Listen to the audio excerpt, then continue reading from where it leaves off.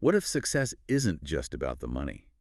Welcome to Bookish Mind, Season '09, Episode 11, where we delve into Chapter 11 of John C. Maxwell's transformative book, How Successful People Think, to explore the profound concept of relying on bottom-line thinking beyond mere profit. You know, when we hear bottom line, our minds instantly jump to finances, profit margins, quarterly earnings, right? Like the ultimate metric for so many businesses. But does that really capture success? Especially, in our personal lives, or the incredible work of nonprofits, or even companies driven by a larger mission. Exactly. And Maxwell argues that this narrow view, well, it misses a huge piece of the puzzle. He wants us to really expand our understanding. Yeah, like that Thomas Edison quote he uses, "There ain't no rules around here. We're trying to accomplish something." Right. It sort of sets the stage perfectly for focusing on purpose over these rigid traditional definitions. And that's absolutely the core of Maxwell's argument here, that solely financial view of the bottom line, it often completely overlooks the true desired outcome. Maxwell isn't just, tweaking a business term. He's redefining the bottom line as the end, the takeaway, the desired result for any activity. Any activity, so not just work. No, think about it. Whether you're at work, involved in your community, maybe raising a family or nurturing a relationship, every endeavor has a desired outcome, and often that has nothing really to do with money. Okay. So this deep dive, it'll really show you how to apply this much broader, I think more powerful way of thinking to your own life and, well, all your unique efforts. And to truly illustrate this, Maxwell introduces this really remarkable case study. It's the story of Frances Hesselbein and her challenge at the Girl Scouts of America. Ah, the Girl Scouts, okay. Yeah. Her journey perfectly illuminates how an organization, especially a nonprofit, can think with a bottom line far beyond just dollars and cents. Okay, let's unpack this then, because it makes immediate sense that for, say, a nonprofit or even a family, measuring success purely by money just, well, it falls flat, doesn't it? Totally. How do you measure the ultimate success of your family? Yeah. Is it your bank balance? Or, like you said, a volunteer organization? What's their equivalent of a quarterly earnings report? That is precisely the challenge Frances Hesselbein faced. This was back in 1976 when she stepped in as the National Executive Director of the Girl Scouts. And the organization was, well, to put it mildly, it was in dire straits. Really? What's going on? Well, first off, she had this fascinating path to the role. Started as a volunteer troop leader for 9 years. Worked her way up, council president, national board, led a local council. Then, bam, the national job. But when she arrived, teenage girls were losing interest fast. Recruiting adult volunteers, incredibly difficult, especially with more women entering the workforce back then. And get this, even the Boy Scouts were apparently considering opening their doors to girls. So the pressure was on. The whole organization just felt like it lacked direction. Wow. So she's staring down this really overwhelming situation. How did she even begin to cut through all that noise and figure out the Girl Scouts' true purpose? What was her breakthrough? Her approach was almost disarmingly simple. Yeah. But profoundly effective. She just kept asking 3 core questions over and over. Which were? What is our business? Who is our customer? And what does the customer consider value? Simple, right? Deceptively simple, maybe. Exactly. She understood that whether you're the Girl Scouts or, some huge multinational corporation, you simply must marriage for a clear mission. And this radical clarity, it allowed her to identify the Girl Scouts' true bottom line. Which was? To help a girl reach her highest potential. That was it. Wow. And she emphasized that this singular focus, it made all the difference. Because once that mission is crystal clear, she found that all your corporate goals and operating objective, they just naturally flow from it. That's incredibly powerful. So, okay, once that mission was crystal clear, help a girl reach her highest potential, how did Hesselbein actually translate that into, concrete changes within the organization? What did she do? Well, with that clear bottom line in mind, she really sprang into action. She immediately reorganized the national staff. She created a unified planning system for all 350 regional councils, introduced modern management training across the board. So practical structural changes. Yes, but she also recognized that the world around them, it had changed dramatically since the 60s and 70s, and the Girl Scouts hadn't really kept pace. Right. So she adapted the organization to the changing times. She made sure activities were relevant to the current culture, computer skills instead of just the traditional crafts or parties. That makes sense. Keep it relevant. But that raises an interesting thought. If helping girls reach their highest potential was the bottom line, Yeah. Did that naturally extend to all girls, or just the ones, already engaged? What about girls with fewer opportunities? Oh, absolutely. That was a crucial part of her strategy. She didn't just wait for them to come, she proactively sought out minority participation. How? She created bilingual materials, dedicated specific efforts to reach low-income households. She really pushed for inclusion. And did it work? The results were remarkable. Minority participation in the Girl Scouts actually tripled under her leadership. Tripled. That's amazing. Her impact was truly transformative then. No question. In 1990, Hesselbein left the Girl Scouts, having completely revitalized it into, really, a first-class organization. She then went on to become the founding president and CEO of the Peter F. Drucker Foundation for Nonprofit Management. Highly respected. And didn't she receive the Presidential Medal of Freedom? She did in 1998. And President Clinton's words about her then, they just perfectly capture her legacy. He said, "She has shared her remarkable recipe for inclusion and excellence with countless organizations whose bottom line is measured not in dollars, but in changed lives." Measured not in dollars, but in changed lives. Wow. You really can't say it any better than that, can you? Nope. Sums it up perfectly. So, okay, bringing this back, what does this all mean for you listening right now? If you're used to only thinking about bottom lines in terms of, well, financial profit, maybe you're overlooking crucial elements for success. And not just in organizations, right? But in your own life. This isn't just for big businesses or nonprofits. It's for your activities, your job, maybe your involvement at church or in the community, your parenting, your relationships. Exactly right. Every activity has its own unique bottom line, its own desired result. So how does embracing this help? What are the benefits? Well, when you really embrace this broader concept of bottom line thinking, the benefits are pretty profound. Maxwell outlines 5 key ways it can transform your approach. Okay, let's hear them. First, it provides great clarity. Think about bowling. You roll the ball and 3 seconds later, boom, you know exactly how you did. Immediate feedback. Right. No waiting, no guessing. Bottom line thinking gives you that kind of immediate, undeniable feedback. It provides a quick benchmark to measure your activities, making sure all your smaller efforts are purposeful and actually align with that larger goal. And what's often overlooked, I think, is that true clarity isn't just knowing your target, it's knowing it so well you can say it in, a single breath. If you can't, you're probably still a bit fuzzy on it. Okay, clarity. What's second? Second, it helps you assess every situation. When your bottom line is clear, it becomes incredibly easy to see how you're doing.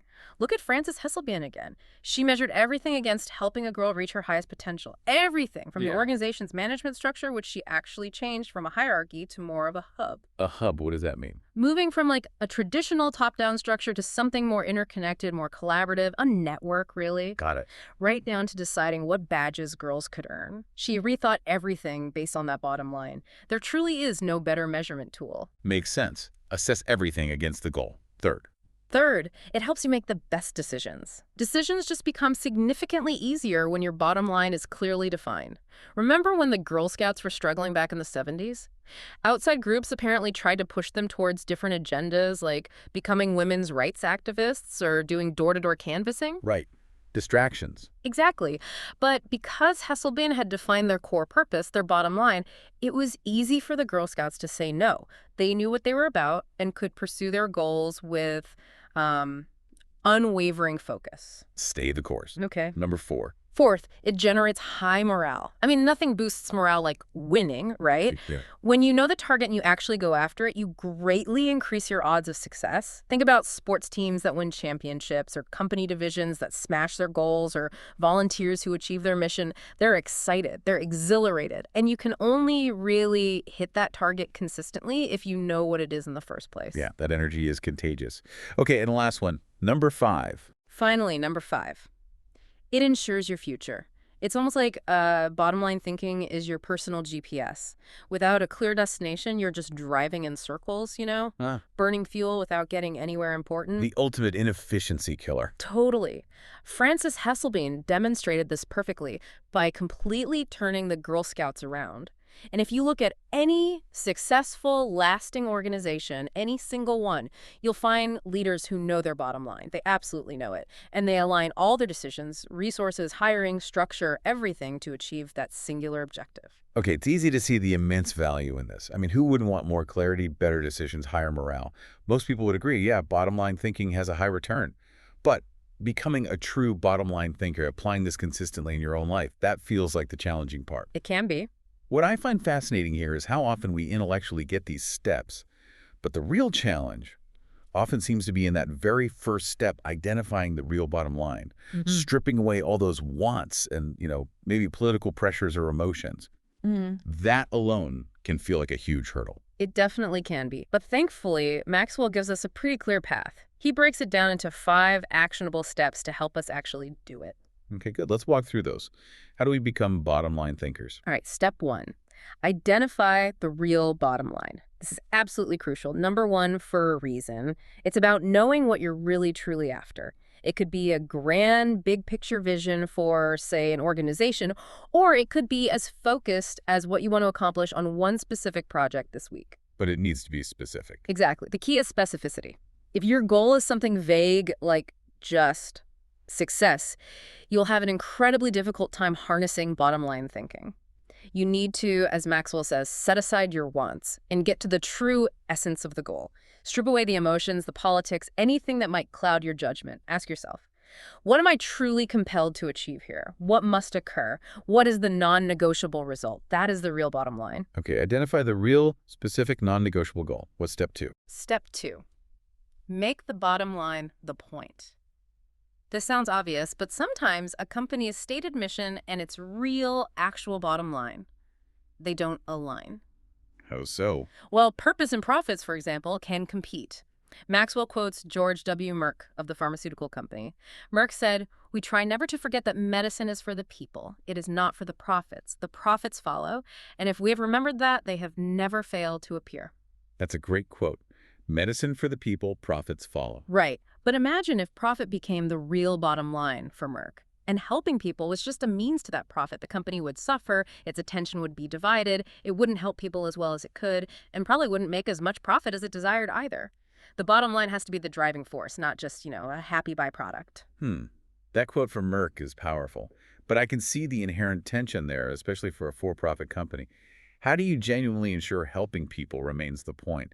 And not just a means to profit, especially when, the quarterly earnings report is looming large. That's a constant challenge, and it leads us right into step 3. Create a strategic plan to achieve the bottom line. See, bottom line thinking is all about achieving results. So any plans you make must tie directly back to that singular bottom line you identified. Singular. Only one. Yes. There can only really be one overarching bottom line, not 2 or 3 competing ones that just divides focus. Once you've determined it, a clear strategy has to be created to achieve it. For organizations, this means identifying the core elements that absolutely must operate properly. And crucially, the sum of your smaller goals and activities, they must add up to achieving that real bottom line. Okay, so if your daily tasks don't actually contribute to the big goal, then either your strategy is flawed or maybe you haven't identified your real bottom line in the first place. Something's off. Got it. Strategic alignment. Step 4. Fourth, align team members with the bottom line. Once your strategy is in place, everyone on your team, whether it's a work team, family, volunteer group, needs to know the big goal. And just as importantly, they need to understand their specific individual role in achieving it. They need clarity on their personal bottom line and how it directly contributes to the organization's overall bottom line. Makes sense. Creates cohesion. Absolutely. It creates powerful cohesion and a shared sense of purpose. Imagine trying to win a soccer match if half the team thought the goal was scoring and the other half thought it was just, keeping possession of the ball. Yeah, chaos. Okay, and the final step, number 5. And 5th, stick with one system and monitor results continually. Maxwell shares an insight from a friend, Dave Sutherland, who was president of one of his companies. Sutherland strongly believed that organizations often get into trouble by trying to mix different systems or, worse, constantly changing from one system to another, chasing the next shiny object. Right. Consistency matters. Hugely.